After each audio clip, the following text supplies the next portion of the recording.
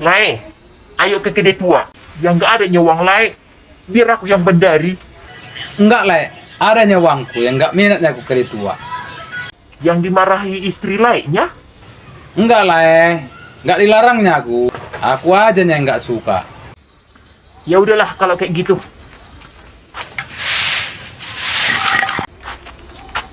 Lai, pakailah rokmu. Masa kerja ini aku kerjakan? Nampak kali dibawa ke tiap istri lain. Kayak aku lah Lai. Pulang kerja ke kedai tua marmitu. Urusan rumah, ina-inanya ke situ.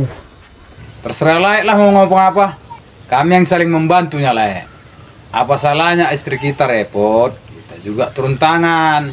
Le kan yang teganya dan tidak mau tahu keluhan istri.